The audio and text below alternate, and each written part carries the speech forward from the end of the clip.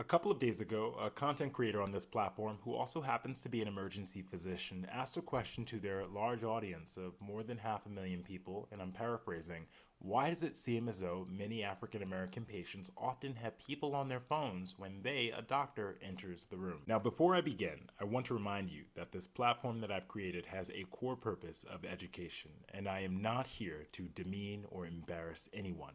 I do not believe that that creates a path for understanding and liberation from ignorance.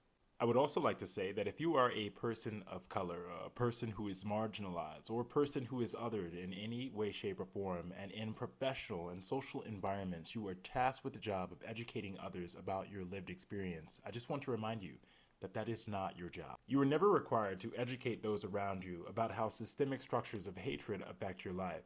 Education without fair and appropriate compensation is an oppression of your time, and I think everyone should know that. As an example, I have a degree in medicine. I am a board-certified emergency medicine physician. I also have a master's in business administration. I've also, in my free time, built a relatively large social media platform based off of my interests in medicine and diagnosis. And I also happen to be a correspondent on a national televised platform.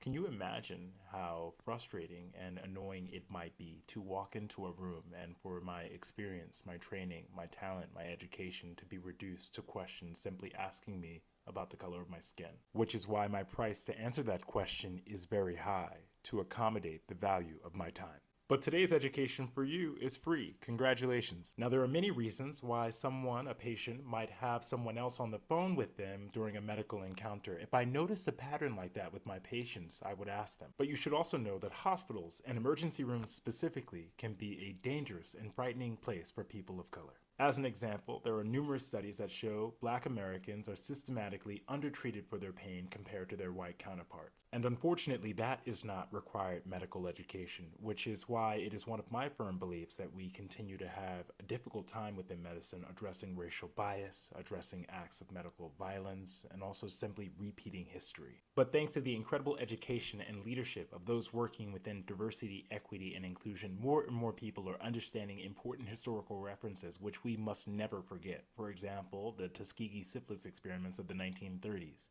If you're not aware of this, you should Google it. But you don't even have to look that far back historically to understand references of racial bias within medicine, research, and science. For example, in the early 1990s, 34 young Black and Hispanic children were recruited for a study to understand the connection between race and aggression. In this study, these children were given IV medications called fenfluramine, which was later withdrawn from human use due to its deleterious